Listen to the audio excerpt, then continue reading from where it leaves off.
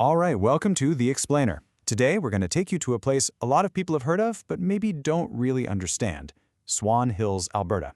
On the surface, it seems like just a quiet, remote northern town, but it has played this huge and honestly really complex role in Alberta's story, both economically and environmentally.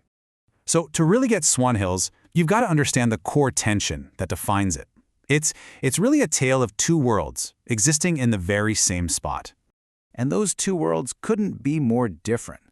On one hand, you've got this vast, stunning boreal forest. It's a critical ecosystem, home to moose, all kinds of wildlife, and it's often just blanketed in snow. But then, on the other hand, you have this powerful industrial engine. Oil derricks, massive processing plants, and a major hazardous waste facility. So you see, these two worlds are locked in this constant, really delicate dance. It's a place where taking care of the environment and driving the economy are always in conversation, and sometimes they're in direct conflict.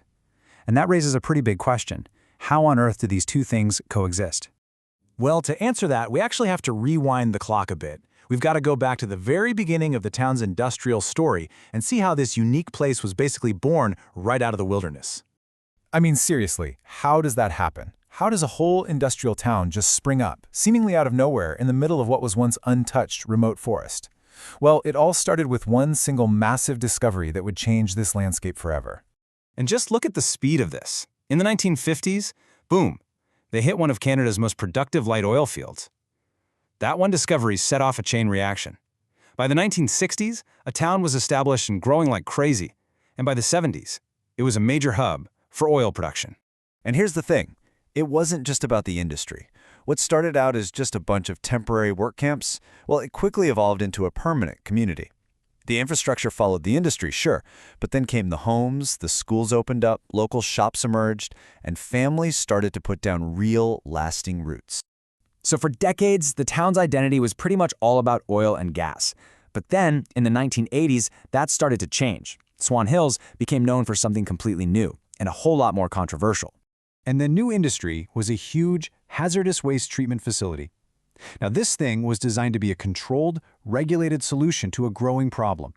It was a site specifically engineered to safely treat, store, and get rid of dangerous industrial materials from all over the province. And as you can probably guess, this immediately put the town right at the center of a massive provincial debate. On one side, you had supporters arguing, hey, this is a responsible way to manage dangerous stuff that has to go somewhere. But on the other side, critics were raising some serious concerns about potential risks to both people's health and the local environment. And listen, this wasn't just some theoretical debate. Over the years, there were a series of incidents at the facility that led to intense public scrutiny. And that in turn triggered government investigations and eventually much, much stricter environmental regulations. The town and the facility, they basically had to learn to adapt while living under a constant spotlight. Okay, so you've got this big, high-level controversy raging. But what did that actually feel like for the people living there every single day, the people who call Swan Hills home? Well, for the residents, the situation was always way more complicated than the headlines made it seem. This quote here really hits the nail on the head. The same industry that sparked controversy also paid mortgages, funded schools, and sustained local businesses. You see, it wasn't just some abstract issue, it was the town's entire livelihood.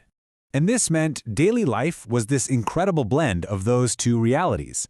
You had generations of families working in the energy sector while their kids were growing up playing in that same boreal forest. It created this incredibly tight-knit community where neighbors really supported each other, all while living with the roller coaster of the oil industry's boom and bust cycle. And that brings us right up to today. The challenges and the questions that Swan Hills is facing right now, they aren't unique. In fact, they're a mirror of a much larger conversation that's happening all over the world. And here it is, the central question.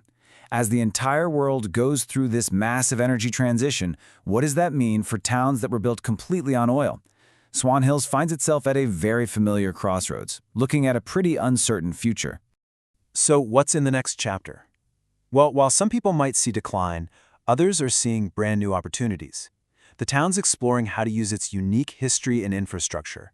They're looking at things like economic diversification, new technology, big land reclamation projects, and even new kinds of environmental services.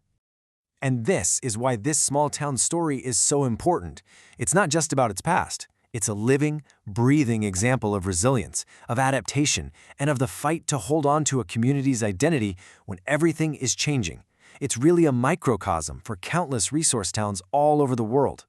Which leaves us with this final, really thought-provoking question. What does the future hold for towns everywhere that were built on the resources of the past?